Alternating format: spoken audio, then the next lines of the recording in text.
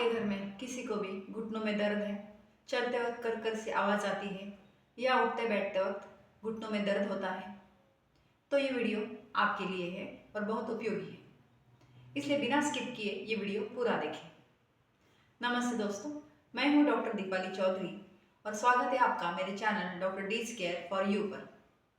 आज हम बात करने वाले हैं बहुत दिनों से चला आ रहा घुटनों का दर्द यानी क्रॉनिक ऑस्टियोआर्थराइटिस के बारे में। आयुर्वेद में इसे संधिवात कहा गया है। संधिवात के हम कारण देखेंगे, लक्षण देखेंगे और साथ ही उस पर ट्रीटमेंट देखेंगे। तो संधिवात होता क्यों है? घुटनों की जो हड्डियां होती है उनके बीच में एक सॉफ्ट कार्टिलेज होता है। कार्टिलेज यानी मानो एक गादी की तरह काम करता है, जो चलते वक्त, उठते वक्त या जंप करते वक्त, कूदी मारते वक्त वो कार्टिलेज दबता है और वहां पर शॉक एब्सॉर्बर का काम करता है। लेकिन जब यही कार्टिलेज घिस जाता है तो उस वक्त घुटनों की हड्डियां भी फिर एक दूसरे के ऊपर घिसने लगती है और उसी की वजह से घुटनों में दर्द होना, हल्की सी सूजन आ जाना, मॉर्निंग स्टिफनेस यानी घुटनों में जकड़न हो जाती है सुबह में, ये सारे लक्षण दिखाई देते हैं। आयुर्वेद के मुताबिक वात क्यों बढ़ता है? शरीर में आया हुआ रूखापन, रुक्षता, ठंडक, ये बाहर के मौसम की ठंडक और कुछ गलत चीज़ों का आहार में शामिल होना, इन सब से वात बढ़ जाता है। तो आइए दोस्तों देखते हैं हम एक एक करके इसके कारण। पहला कारण है तो वात प्रकोप। ठंडी चीज़ें खाना, जैसे ठंडा पानी, कोल्ड ड्रिंक्स, आइसक्रीम, ये चीज़ें खाना, ठंडे वातावरण में बहुत ज़्यादा देर तक मौजूद रहना, जैसे एसी का ज़्यादा एक्सपोज हो रहे हैं आप एसी में, या कूलर की हवा आप ज़्यादा देर तक ले रहे हो तो ये ठंडे में एक्सपोज हो रहे हैं हम।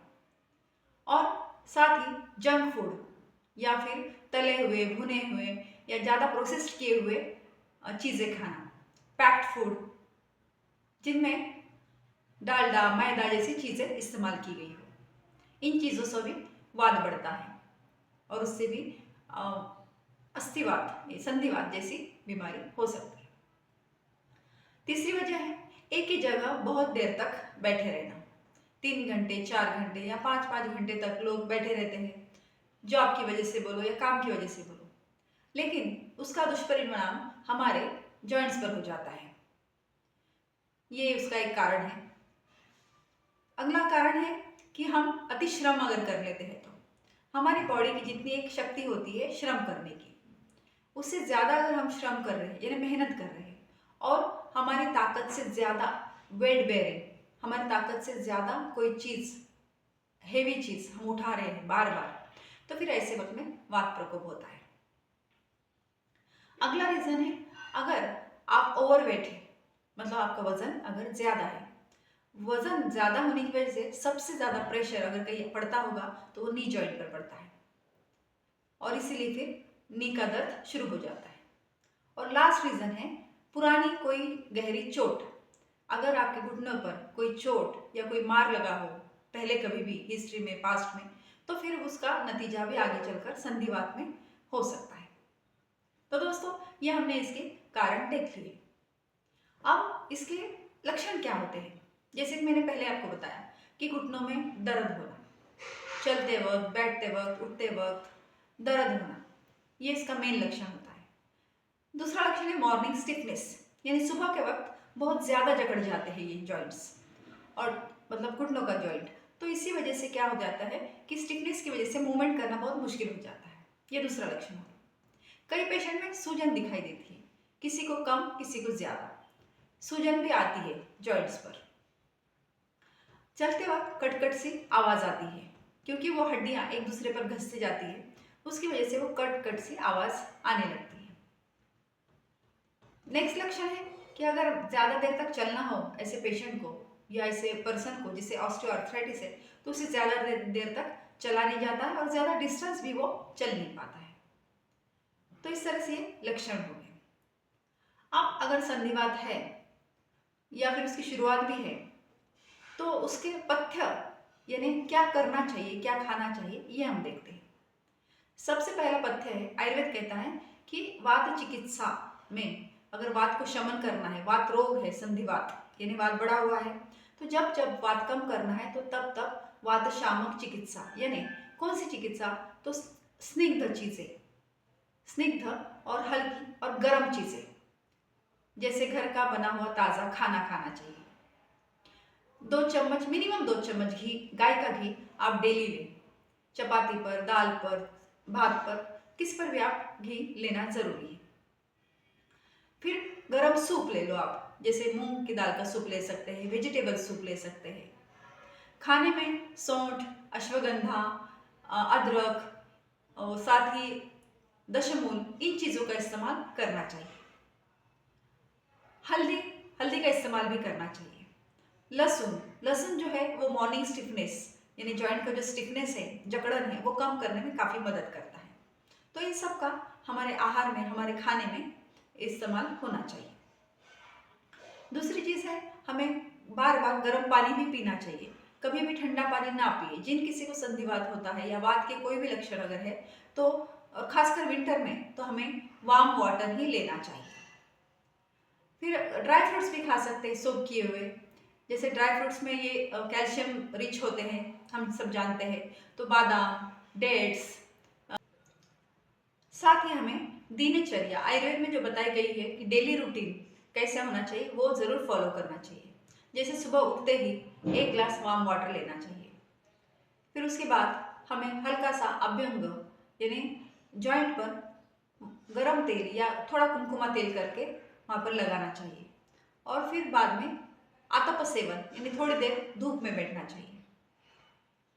हल्का व्यायाम बहुत जरूरी है, जैसे स्ट्रेचिंग, योगा, ताड़ासन, पवन मुक्तासन, ये कुछ आसन भी आप करना जरूरी है। रात में सोते वक्त हल्दी वाला दूध अगर ले तो बहुत ही अच्छा होता है। ये हो गए हमारे पथ्यकर चीजें। अब अपथ्यकर चीजें क्या है, मतलब ऐसी चीजें जो हमें अवॉइड करना चाहिए। तो अपथ्यकर चीजें वही होती है जो संधिवात होने में कारणीभूत यानी जो हेतु है, यानी जिसकी वजह से संधिवात होता है। जैसे कि अभी मैंने आपको बताया कि ठंडी चीजें ज्यादा खाना, कोल्ड ड्रिंक्स, ठंडा पानी, आइसक्रीम, फ्रिज में रखी हुई ठंडी चीजें, ये सब खाने के नहीं खाना चाहिए, क्योंकि इन्हीं की वजह से हमारे जॉइंट्स में संधिवात या नी जॉइंट में संधिवात हो सकता है। उसके बाद ज्यादा एसी के एक्सपोजर में नहीं आना चाहिए, एसी या कूलर के सामने नहीं बैठना चाहिए। ज्यादा श्रम भी नहीं करनी चाहिए, जितनी हमारी बॉडी आपको अलाउ करती है या जितनी वो सहन कर पाती है उतनी ही आपको मेहनत करनी चाहिए। फिर जोर से या ऐसे कुछ मूवमेंट जिससे कि हमारे घुटनों पर जर्क बैठे या उसको जोर से झटका लग सके, ऐसी चीजें भी अवॉइड करना चाहिए। जंक फूड अवॉइड करो। साथ ही हमें ज्यादा चलना या ज्यादा जंपिंग करना, एज के हिसाब से थोड़ा बहुत हमें वो कम करना चाहिए। तो इस तरह से अगर अर्ली स्टेज में हम ये सब अवॉइड कर लेते हैं तो काफी मात्रा में हमें संधिवात में आराम मिल पाता है। अब इसमें ट्रीटमेंट क्या है, तो देखिए ये एक इंफॉर्मेटिव जानकारी मैं आपको दे रही हूँ, और आपको अगर ट्रीटमेंट लेनी है तो आपको एक्सपर्ट डॉक्टर से ही लेनी चाहिए, क्योंकि हर व्यक्ति, हर इंसान की प्रकृति और बॉडी अलग होती है, इसलिए उनकी ट्रीटमेंट भी अलग अलग होती है। ये इन जनरल जानकारी मैं आपको दे रही हूँ। जैसे स्नेहन, स्नेहन यानी लोकल जो घुटना है अपना, वहां पर हल्का तिल का तेल से मालिश कर सकते हैं। महानारायण तेल है, बला तेल है, बहुत सारे ऑप्शंस है, लेकिन तिल का तेल इन जनरल यूज किया जाता है। बिल्कुल वार्म हो तेल, और हल्के हाथ से सर्कुलर मोशन में नी जॉइंट में हल्का सा मसाज करना है। बहुत ज्यादा रगड़ना नहीं है वरना स्वेलिंग आ सकती है, इसलिए हल्के हाथ से तेल को मसाज करना है। फिर इस पर स्वेदन, स्वेदन यानी सेका भी देना होता है। पंचकर्म सेंटर में नाड़ी स्वेद दिया जाता है, जिसमें काढ़े का इस्तेमाल, जो औषधीय द्रव्य होते हैं, औषधीय ये होती चीजें होती है, उससे काढ़ा बनाकर उस काढ़े का नाड़ी स्वेद दिया जाता है। घर पर पानी की जो थैली होती है उससे या गर्म ईंट में को कपड़े में लपेट कर उससे सेका दिया जा सकता है। तीसरी चीज है, इसमें अगर ज्यादा पेन है, ज्यादा स्वेलिंग है तो लेप लगाया जा सकता है, जैसे दशमूल लेप, एरंडमुलादि लेप, निर्गुड़ी लेप। ये लेप लगाकर उस पर कपड़ा बांधकर कुछ देर तक छोड़ देना होता है, जिससे तेज दर्द कम हो जाता है। और एक ट्रीटमेंट इसमें है बाह्य, मतलब एक्सटर्नल ट्रीटमेंट है जादू बस्ती। ये पंचकर्मा सेंटर में ही की जाती है, ये घर में नहीं की जा सकती। इसमें घुटनों पर आटे की एक रिंग बनाई जाती है, पेशेंट को सुलाकर या बिठाकर, और उस रिंग में तिल का तेल या जैसी उसकी प्रकृति है और जैसा उसकी लक्षण है उसके हिसाब से तेल बदला जाता है, और तेल को वार्म रखकर ही उसमें डाला जाता है और तेल का टेम्परेचर मेंटेन किया जाता है। तो इसे कहते हैं जादू बस्ती। और ये तेल वहाँ पर 20 मिनट से लेकर 45 मिनट तक वहाँ पर रखा जाता है, जिसकी वजह से तेल अंदर तक अपने जॉइंट तक जाकर वहाँ की स्वेलिंग कम करके जॉइंट जो है वो रिलैक्स कर देता है और वहाँ का ब्लड सप्लाई भी बढ़ाता है। तो ये जादू बस्ती जो है वो पंचकर्मा सेंटर में ही की जाती है। सिर्फ आपकी जानकारी के लिए मैंने ये ट्रीटमेंट में शामिल की है। अब अभ्यंतर यानी खाने वाली दवाइयों में क्या इस्तेमाल कर सकते हैं, तो इसमें दशमूल बेस्ट है जो वात को बैलेंस करता है। गुग्गुल जो योगवाही है जो वात शामक द्रव्यों के साथ इस्तेमाल किया जाता है। उसके बाद है दशमूल, गुग्गुल और तेल या घी का सेवन, ये इसमें किया जाता है इस्तेमाल। साथ ही अश्वगंधा जो बल्ले है वो जॉइंट्स को और जॉइंट के अंदर के लिगामेंट्स को भी बलवान बनाता है। तो ये द्रव्य, औषधीय द्रव्य इसमें इस्तेमाल की जा सकते हैं। हमने बाह्य उपयोग इसके देख लिए। अब अभ्यंतर और बाह्य उपयोग, ये दोनों का काम एक ही होता है कि वहाँ पर जो जकड़न है, जो स्नायु की अकड़न है उसको रिलैक्स करना, जॉइंट में ब्लड सप्लाई बढ़ाना और फिर वहाँ की स्वेलिंग या पेन कम करना।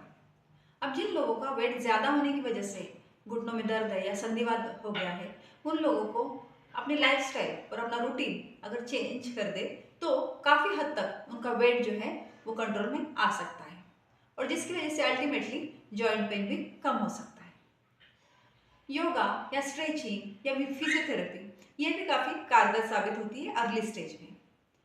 इससे कार्टिलेज नरिशमेंट बढ़ जाता है, जैसे फिजियोथेरेपी से या स्ट्रेचिंग से या योगा से कार्टिलेज का जो नरिशमेंट है वो बढ़ जाता है और जिसकी वजह से भी काफ़ी मात्रा में आराम मिल जाता है। ये संधिवात जो है वो धीरे धीरे बढ़ने वाला इशू है, इसलिए जब वो कम होता है तभी ठीक तरीके से अगर रूटीन फॉलो किया जाए और डॉक्टर को दिखा दिया जाए तो ये कंट्रोल हो जाता है। लेकिन कई बार सिम्टम्स बहुत सीवियर हो जाते हैं, तो ऐसे वक्त में आपको डॉक्टर की सलाह लेना ज़रूरी है। तो दोस्तों, ये मैंने आपको एक जनरल जानकारी दे दी है आपको संधिवात यानी ऑस्टियोआर्थराइटिस की। अगर आपको इसी तरह के आयुर्वेद के ऊपर बनाए गए वीडियोस पसंद आते हैं तो आप मेरे चैनल को सब्सक्राइब कीजिए। ये वीडियो अगर आपको अच्छा लगा तो इसे लाइक कीजिए और अपने दोस्तों में, रिश्तेदारों में शेयर कीजिए। मिलते हैं नेक्स्ट वीडियो में ऐसे ही किसी नई जानकारी के साथ। तब तक स्टे हेल्दी, स्टे नेचुरल। सर्वे संतु निरामया। धन्यवाद।